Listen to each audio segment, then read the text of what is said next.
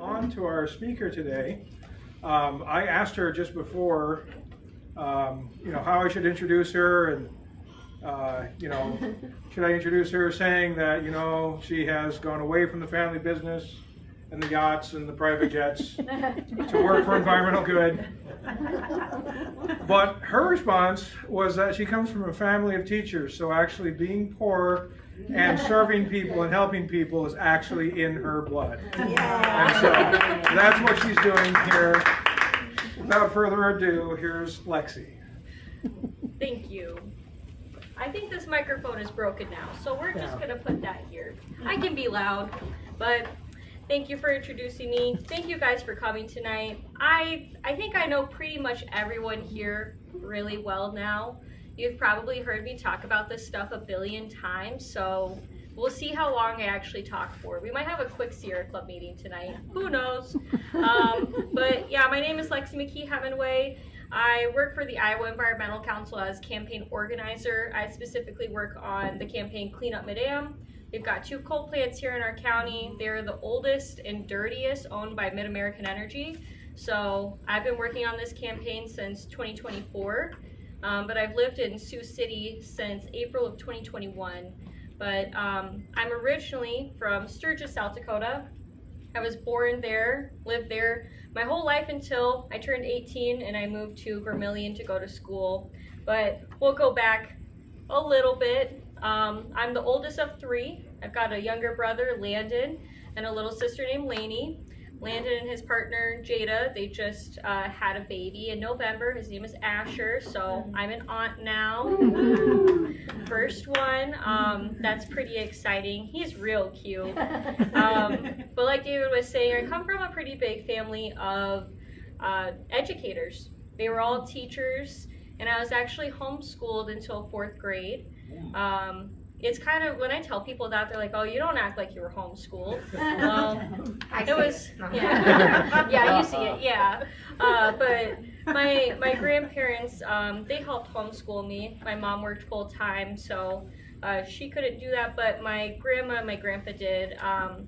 My grandma taught music, and she also was a reading teacher, and she ran a preschool for a while. And then my grandpa was a 6th grade science teacher for a really, really long time. It was actually really cool. In 6th grade, when Atlas happened, that huge winter storm, our school collapsed. So we got out of school for, it's like a week or 2 weeks. It was really awesome. But we wound up going into the old admin building, which I wound up being in his classroom that he had for 20, 30 years. So that was really neat. But they took me all over the Black Hills, and we went to so many museums when I was homeschooled. That was my history and my science, and we also did like a Laura Ingalls Wilder unit, like all of this really cool stuff. So I feel like I've always been uniquely advantaged to being exposed to loving nature and science and history, because my grandparents got to show me a lot of that. And yeah, so I feel like that kind of sets the tone for what Sierra Club is as well, is to protect and explore our land, our natural, beautiful things that we have here. And I feel like being young and exposed to that, it just really changed everything for me and the way that I am now. But I also loved history and figuring out where my family was from. So actually a very long line of family has always lived in the Lee Deadwood area. I'm pretty sure I've told everybody the story about this ring even. This was my great-grandmother's engagement ring. There was a law in Lee though that married women couldn't work, so she couldn't wear this for a long time. My great-grandpa was in the military, and it's just cool to know where everybody was from. So if you get a chance, I recommend going up there.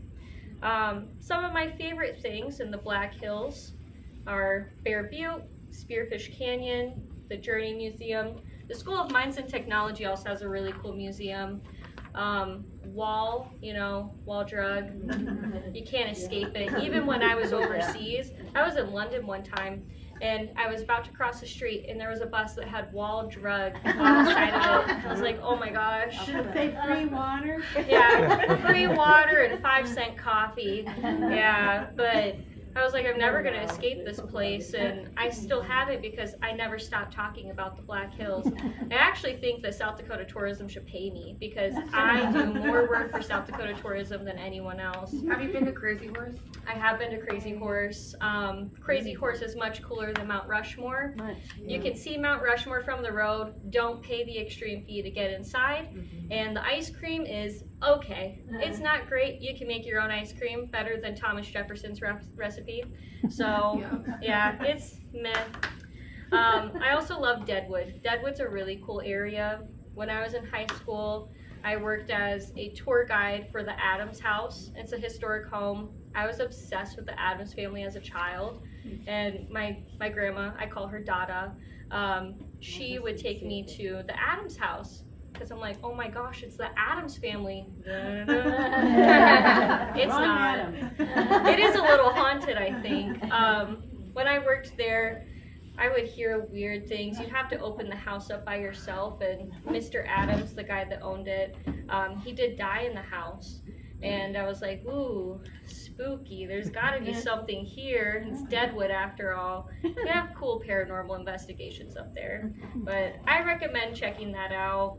And in high school, I was in speech and debate. I was in band. Kind of made me a little bit of a nerd. That was fine by me. I never got in trouble for that. But speech and debate, I absolutely loved it. That was definitely my calling. My partner, we did public forum debate. We did not win state debate, but we did win a title because we did so well. Informative and extemporaneous speech and all of that fun stuff. We were gonna go to nationals and then COVID happened. So kind of derailed things, but I loved that. It was absolutely amazing. And I think that's where my interest in policy and politics really began. And another pivotal moment I think about from high school is I went to a rally in Rapid City, and Greta Thunberg was there, and she spoke. We actually ran into her at a coffee shop called Harriet and Oak. Yes, I love Harriet it and Oak there. is really The continental really good. breakfast is the best. Yes. I always get their oatmeal. It's really good. And King's Pasties. That's crazy. King's Pasties are the best. You can get them in Lead. They started in 1977, and they make like an original recipe. Steak, potato, onions, garlic, and the most wonderful crust. My family has a recipe because, like I said, my family, they worked in the gold mines. That's what you did up around there. And supposedly, we had like 3 uncles or 3 cousins or something like that sold Broken Boot Gold Mine for a bottle of booze. That is where I could have been a billionaire, and I wouldn't be here right now. I'm just kidding. But you have to have freezing cold hands and poor circulation to make really good pie crust to put the good stuff inside. But King's Pasties does a good job of that. So you can get that at Harriet and Oak. But yeah, my friend Jillian and I saw her there, and it was just so crazy because we had seen her speak, and then we ran into her. And I think it was at that point when I started to get really involved. I give a lot of credit to Jillian because she really introduced me to caring about the environment and looking deeper into what was happening around us. I mean, South Dakota isn't all roses. We all know that. There have been horrible laws that have been passed that have completely destroyed tall grass prairie, strip mining in the Black Hills, polluting of things there, and she really opened those doors for me to learn more about that. And I just have to really give her a lot of credit. And of course, with debate, we would always have topics that revolved around things that impacted the environment, but also how the environment was impacting people. And it just completely changed my life, learning about these things. And of course, growing up in that area, you take for granted how beautiful it is and what's available. I do have a sheet on the tables that have some pictures. I'm just gonna point out a couple of things on this sheet. We have Bear Butte State Park. It's about 6 miles outside of Sturgis. It's in Meade County, and it's really beautiful. There's some bison that roam around the base of Bear Butte, and you can hike it. You gain about 900 feet in elevation. It's not an easy hike, and I also recommend wearing boots because I had a good friend. Her name was Anna. She was bit by about half a dozen baby rattlesnakes when she was hiking up there. And she went through all the anti-venom that she could in her life. She had to be life flighted. So wear boots if you're up around Bear Butte. And the rattlesnakes are mutating. They don't rattle as much. So just be careful. But it's a beautiful hike. It's also sacred land. So as you're hiking up Bear Butte, you will see offerings on all of the trees of tobacco, letters, and little pieces of fabric. And this is also, it's a state park, I'm pretty sure. You can camp there. Don't touch the buffalo. And at Sturgis, because the high school is right outside of Bear Butte, they used to take foreign exchange students out there to see them because they'd never seen buffalo before. And it's really neat. There's several places right around that area that are super fun to hike around. And this is a geographic, or a geological, kind of like, it's a random thing. It's called I took a note on this, a laccolith. It's an intrusive body of igneous rock that has pushed up and eroded over time. Happens when magma is trying to force its way through the crust and then it cools. It was never a volcano. I used to be so scared that it was going to be a volcano when I was a kid. But you can see it from your window if you live in Sturgis. It's really pretty, and I think everyone should stop there at some point. But I used to hike up around there, and you can see out all across the prairie. It's really neat. And also Spearfish Canyon. I have a photo right here. I took that in high school. I don't know where I was. You can see the road a little bit in it, but Spearfish Canyon's really beautiful. The Black Hills is mostly made up of ponderosa pines and Black Hills spruce, which is a white spruce. Ponderosa pines are really cool though. If you have the gene and you go up and you kind of hug the tree, it smells like vanilla. But if you don't, it just smells like pine sol. I'm lucky. I can smell the vanilla. But I do have the bad gene for cilantro, so that does taste like soap for me. So, what about beets? It's unfortunate. What about beets? Beets? I don't know. They just taste like beets to me. They don't taste like dirt. Some people think they taste like dirt. Thankfully, I don't think beets taste like dirt. And then there's also Sylvan Lake. I put a photo of up there. I love Sylvan Lake. It's so beautiful. National Treasure, I think that's what it is with Johnny. Yeah, whatever that guy, whoever that guy is, Nicolas Cage. This is not right behind George Washington's head. It's actually a bit of a drive, and you have to drive through the Needles. The Needles are a little scary. When I was working in tourism and like doing housekeeping or tour guide, or I worked at a hardware store too, which was horrible. People would be like, oh, you know, I'm not from around here. I'm from the flatlands. I would say Iowa is considered flatlander territory. They'd be like, it's so scary. I'm like, yeah, I don't know. I don't know what else to say. I guess it is a little scary. And there used to be people up at Mount Rushmore that'd be like, can you drive my car down for me? No, I'm not gonna drive your car down for you. Very scary. Should have said for $50. Yeah, I should have made a business out of that, but I was a little scared of driving. Yeah, I could have been a millionaire that way too. Or dead. But yeah, or dead. And then of course, the Badlands. That's the photo I used for tonight's presentation. I love the Badlands. I've actually only been there a couple times. It's about an hour and a half to 2 hours away from Sturgis.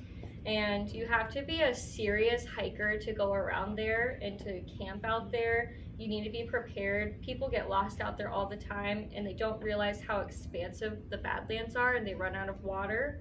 So you have to be careful, but it is really beautiful.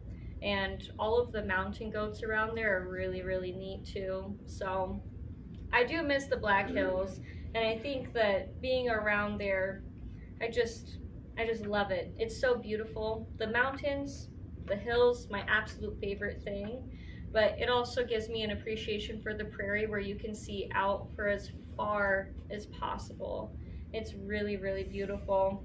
But there's beautiful things everywhere. I will say one of the things I miss most, which is so random, is seeing chipmunks all the time. I didn't realize that I would miss that until I moved out here because I don't really see those around here.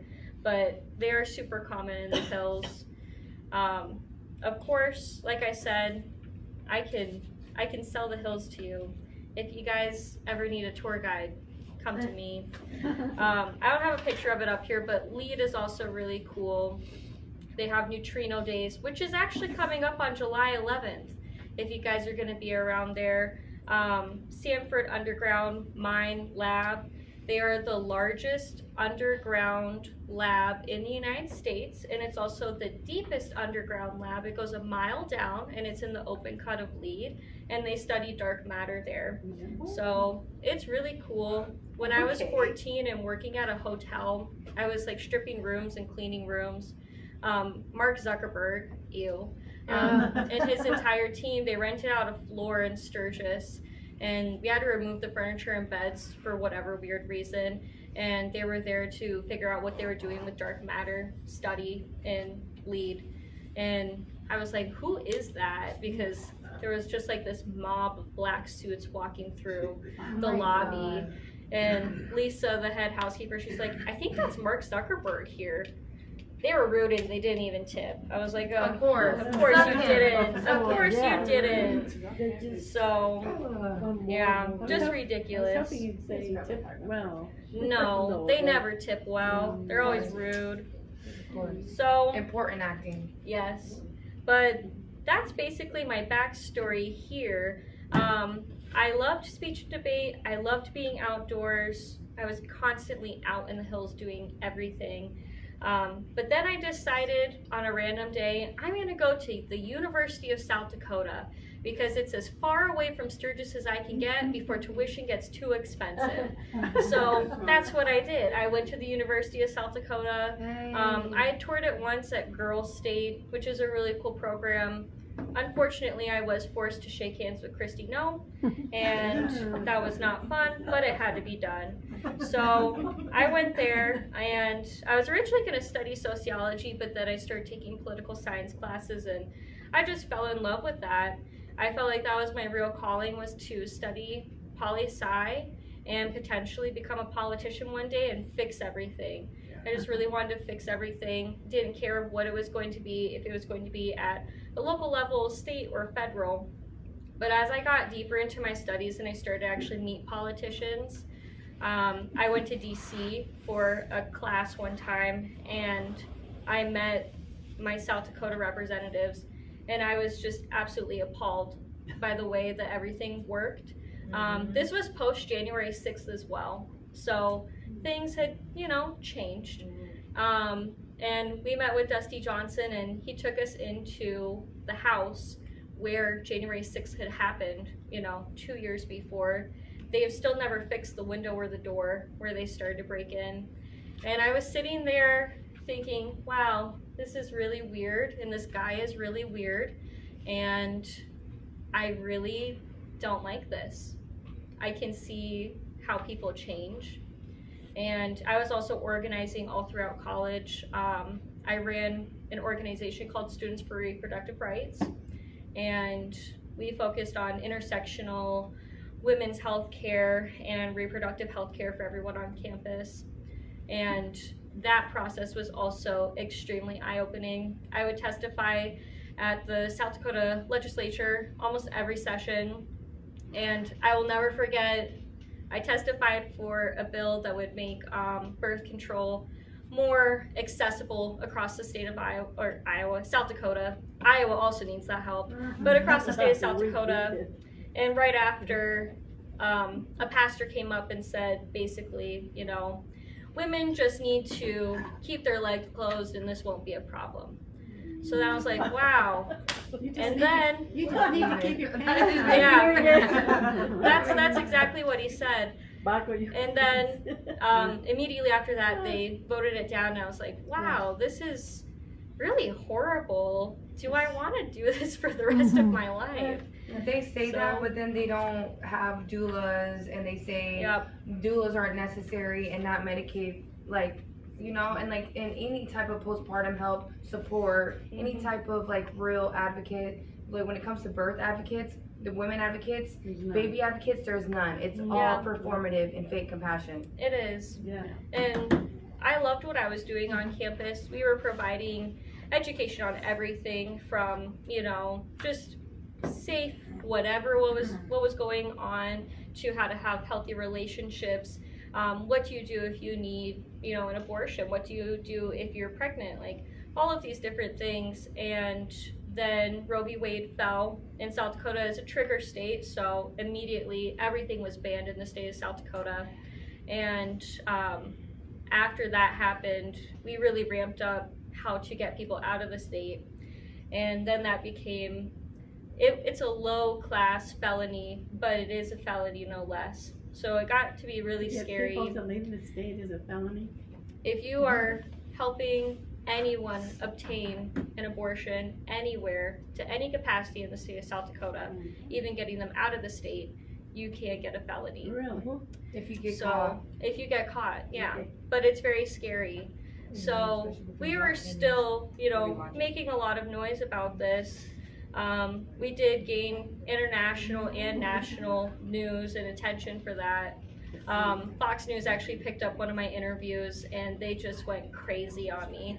I was getting death threats and messages on Facebook and Instagram, and my personal email was leaked, and my school email was leaked, and it was just one thing after another, and it was very scary.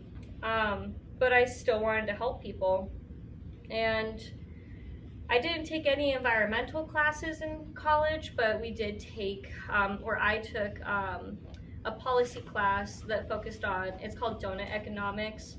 And it's basically, you look at building policy and the economy under what the environment can withstand. It's a very cool book. I recommend it. Donut Economics. And I really loved what that author was saying. So I started to look more into, you know, what does working in the environmental landscape look like? Because I've always believed if we don't have a planet to live on, what's the point in doing any of this? Yeah. We don't have drinkable water, what's the point in doing any of this? Nothing. There's no point. There's none. So I started to pivot and like look into other jobs of what can I do post-grad? And that's kind of where we get to now. I submitted my last final at USD in December of 23, and that is when I got the call back for an interview with IEC. And then a couple weeks went by, and I finally got my last audit in from USD, and that's also when I got the call back from IEC that I got the job. I was like, wow, this feels like fate. Like, this is really crazy. I hadn't planned on staying in Iowa. This isn't a bad place. I don't really know anybody in Sioux City though, and I don't know if this is like a good fit for me here. And then I got the job, and that same month that I got the job, it was like January 1st or something, that I started, Emma Coleman told me, hey, you should go to this chili feed here in Sioux City, and you should ask for Jeannie Bachhold, and you should just introduce yourself to the people there, because you're probably gonna be leaning on them a lot while doing this job. And I was like, all right, you know, I like chili. So I think the first person I talked to when I walked in here was actually Madonna. And she was sitting over there in that corner taking, you know, donations. So then I met Jeannie, and then I think I met Carrie shortly after that. So I've just kind of been hanging out here ever since and organizing in Sioux City. And I don't know, it was an interesting first year for me. I missed my first opportunity to go to the Berkshire Hathaway shareholder meeting in 2024 because I was graduating college that day. I didn't get a walk for high school graduation because I graduated in 2020. So I was like, you know what? I'm going to go to this one. I'm actually going to walk in this one. Yay. So yeah, that was a good one. Yeah. And then the following Monday, I started full-time at IEC. And since then, I've been organizing around the issues on the coal plants. And it's sort of expanded over the last several months into also talking about data centers and learning more about that. You have to be able to pivot in the enviro space. There's constantly things being thrown at you, whether it's grid reliance, or there's a gas plant here, or there's a coal peaker plant here, or there's a data center going up there. There's always something happening, especially here in Iowa. The landscape is just constantly changing. And we have a lot of things that are coming at us here, but I think as long as everyone's on the same page that we want to protect our natural spaces and our water and our air, then we can fight whatever beast is coming at us. And I guess I should say some of the more notable things that we've done. We placed air monitors around Sioux City. Denise actually took an air monitor, so woo, go Denise. And all of that data is being compiled, and it's going to be in that report that's dropping in July. And that's really helpful. Iowa has a real problem with our air monitoring network. We have really big gaps, and the DNR, they could do more for sure, and they should do more, but so should our counties and our cities. That burden of air monitoring should not be on the citizens, and it is a real concern. It's also crazy that we place an ozone monitor all the way out in Stone State Park and not in town. Just gonna point that out. Seems a little strange. Wow. But Where the trees are. yes, where the trees are and the ozone doesn't reach it nearly as much. But I will say, even then, when we place air monitors out there for ozone, our ozone levels are still too high. Even there. Even there. Wow, well then maybe Yeah. it was a good thing to put it there. We need more. Yeah. We need more for sure. And So what does it cost to buy a? oh, thousands of dollars. Ozone monitors are really expensive. So what is an ozone monitor? It just monitors ozone pollution. So I think David can probably answer that a little bit better than I can. There were holes in the ozone level Yeah. in the atmosphere which allowed the sun to come in and really burn people. Yeah. They used to be there, but a lot of that was from refrigerants and stuff, which they changed. And the problem is, probably getting rid of now. ozone down here, it actually is toxic to almost all life forms. Yeah. Yeah. Ozone up in the stratosphere, great, protects us from the UV rays. So yeah, it just monitors the ozone. I think it's in parts per trillion, if I remember right, Yeah. because ozone should be, it just, shouldn't be here. But of Negligent. course, it's formed by fossil fuel combustion. Of course. Yep. And not we really also need air monitoring to be able to track where that pollution is coming from. So we can run as much analysis as possible and try to match up when polluters are polluting and what that does to our air monitors. But there's technology to figure out exactly where that pollution is coming from. That has not been put out by the state though. They won't implement that. And that's really, really hard because that burden shouldn't be put back on the citizens to figure out. That needs to be a state issue that they figure out. So they're hiding So, it. They're hiding it. yeah, it is. It's protecting large corporations from being held accountable. But then, you see people like Cargill that they say, oh, it's just a drop in the bucket to pay this $20,000 fine, even though we won't be in compliance for our emissions for over a year. They don't care. So It's not a big enough fine. it's not a big enough fine. Frankly, their license should be revoked every time that they have some sort of, they break a law where they over pollute on their emissions permit. Take them to jail. Yeah. Lexi, Yes. do you need permission to put up those ozone monitors? You need permission from the city or I you don't- just go? I No, don't think that you do. you don't, okay. I mean, if you have a personal ozone monitor that you can place, that's great, but they are thousands and thousands of dollars. It's a cost barrier, But So you can, I can put it in my own property. You probably could, yeah. I don't see why not. I mean, citizen science. So, yeah. But we place purple air monitors, and those capture PM 2.5 or particulate matter 2.5. If you take a hair on your head, a single hair, it's smaller than that. It's so small that when it hits your bloodstream, or it immediately hits your bloodstream when you breathe it in, and it can carry a ton of toxic pollutants. Heavy metals is the really big concern because you can't get rid of heavy metals. It goes to your brain, your heart, and other, more fatty organs. And if you're pregnant, it immediately goes to the fetus and their brain. So it's a really big concern from a health perspective. But also, you coat your environment in that, what do you get? Nothing fun, that's for sure. It's really gross. Cancer, methylmercury. I think that methylmercury is probably one of the larger, air to water contaminants that people should be concerned about because it builds up over time. You can't get rid of it. So, and that also is because of fossil fuel combustion. So, it's gross. And Sioux City's surrounded by it. So, I guess the reason why I do this job and why I'm still doing this job is because those coal plants aren't gone yet. So I want to live in a healthier environment, and I think everybody else does too. I want to be able to explore and enjoy Iowa to its fullest extent.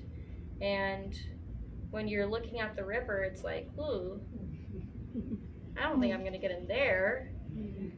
And I think that's why it was such a kind of a culture shock moving out here actually. I can't drink my tap water here, but I can drink my tap water in Sturgis. When I visit my family, I'm like, oh my gosh, this tastes so good, give me all the tap water. Wow. But when I'm here, I'm like, wow, this is concerning. It makes me more thirsty. Yeah. But sometimes I have to do it in a pinch. Yeah, sometimes you do, and that's okay, and I feel bad because like my cat drinks that. I'm like, but it's fine. You shouldn't have to worry he's about strong. that. Yeah, he's strong. Yeah. A little different subject. What are you doing on the invasion of microplastics? PFAS. That's not really my area that I focus on.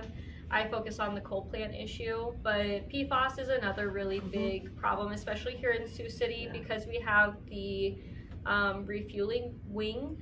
That is a huge contaminant. And I don't know if Sioux City's even really doing anything to solve that problem either. There's a whole webpage dedicated to it, but what are they doing? Do you know if they're trying to get money for their runway so that they don't leave? That's what they're ridiculous. doing. And PFAS has been connected to cancer rates in Iowa as well, like massively. It's a really big link. And I'm not even quite sure how you start to touch on that problem because plastic bottle, plastic table, plastic chairs. Our shoes, our clothes. It's in our brain now. Polyester. It's in our brain, our blood. You eat a credit card's worth of plastic every week. Yeah. My favorite. I can't afford food, but I can afford plastic. Yep. Yeah. On a little different subject, how about the invasion of ticks that are coming from the east? Is that really a thing? I thought that was a myth. I'm not even. No, it is a big problem. Unfortunately, I also don't know how you fix that problem unless you start actually fixing the issue of ecological damage. We need to reinstate natural grasslands. We need to have native plants. We need to be focusing on, replenishing our wildlife that eats these ticks. Yeah. Stop hurting raccoons. Yeah. And wolves, because wolves Yep. control the deer population that the ticks survive. Yeah. And But they kill one cow and all the ranchers go crazy. yep. We also need colder winters. Yes, Yes. we need cold winters to kill off more ticks and mosquitoes and the things that are kind of gross that we don't like. We're getting rid of mosquitoes and that's what the bats eat. Yeah. People don't like bats. And I think it's also just being extremely aware, and every time that you have a tick or you find a tick, get rid of it. How? Burn it. Burn it? Burn it. You can't step on it? crush it, burn it, do whatever you gotta do to get rid of it. I've always been the tick collector queen in the world. Really? Yeah. Speak up. I had one when I was like 4 years old and I'd never even been to a park, so. Oh, man. Wow. But I use tape, Tape. scotch tape, and I call it my ticker tape. Oh. Because on my dog, I take them off, and, but if I find them on me, I just stick them on the tape and bend it over and they can't go anywhere. And you It's should garbage. keep your ticks and send it into a lab to make sure that you don't get, what's Lyme. yes, thank you, Lyme's disease, Well, there's Lyme, and then now there's that one where you can't eat red meat. Oh, forget it. Yeah. My girlfriend's Yep. husband has that. He's Yeah. almost died twice.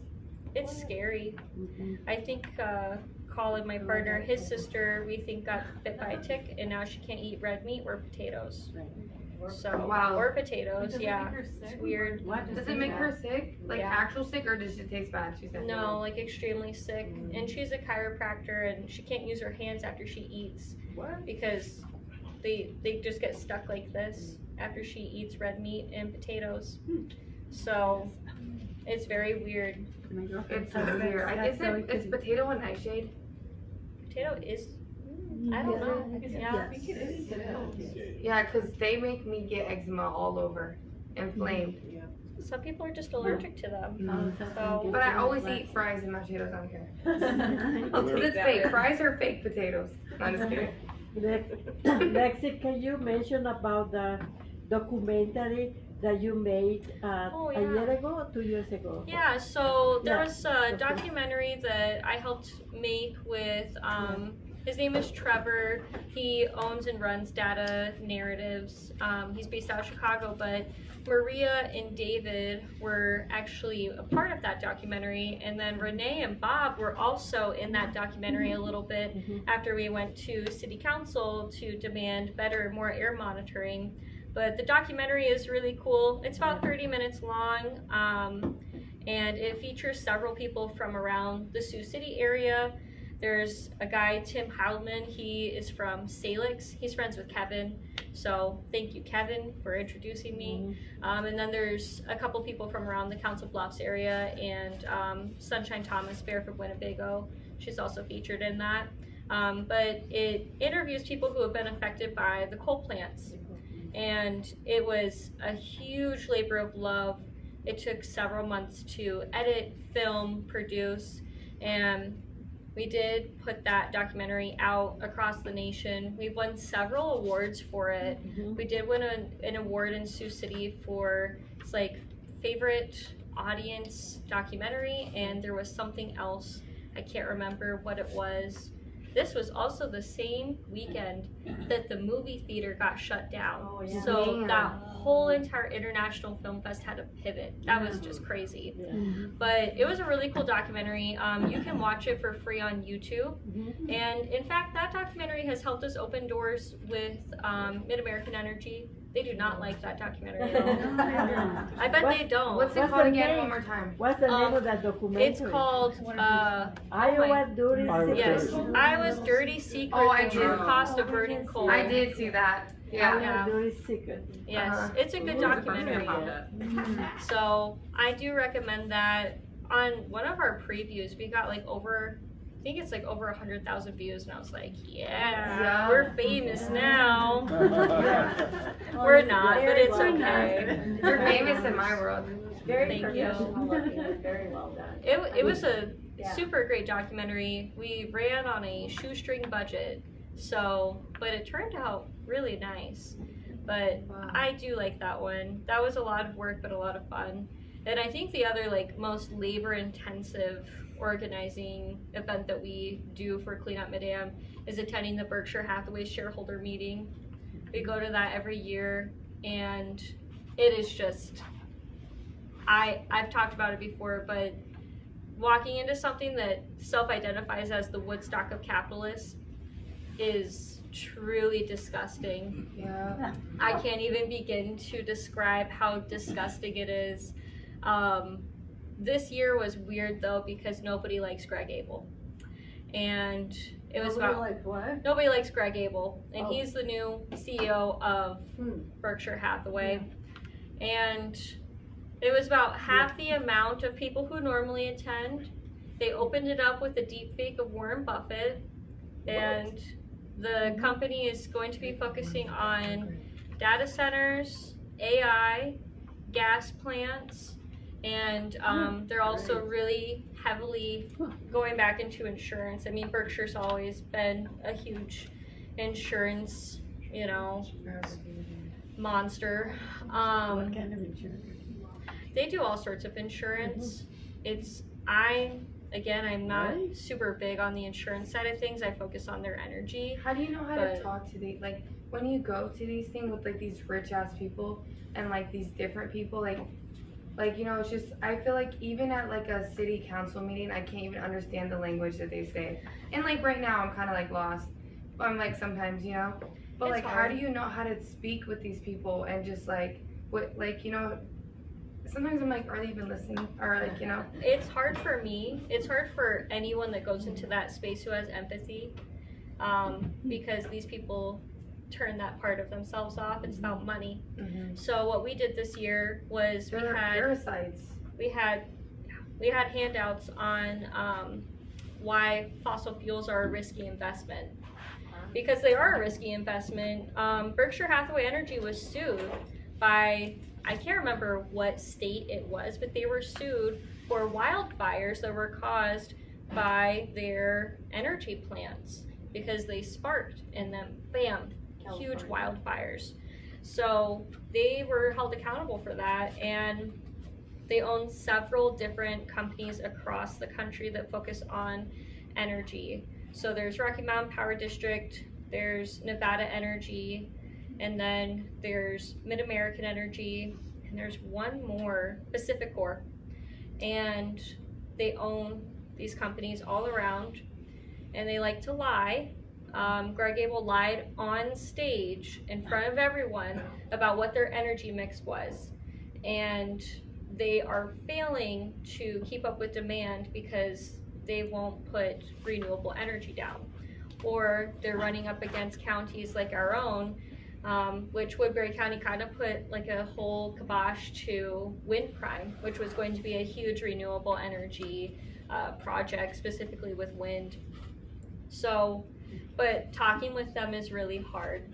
Do you have to like learn, like, do you read these books, or do you like, you know, vocab day? You have like, to know, you I need have to flashcards. know financial investors and, you know, economists who understand where you're coming from and can give you that language. I just straight up say to them, you're gonna lose money. You are losing money every day that they continue to burn coal. You're losing money every day that you continue to burn gas. Look at what's happening around us right now. We are in a useless, stupid war with Iran right now. For who? Not for us, that's for sure.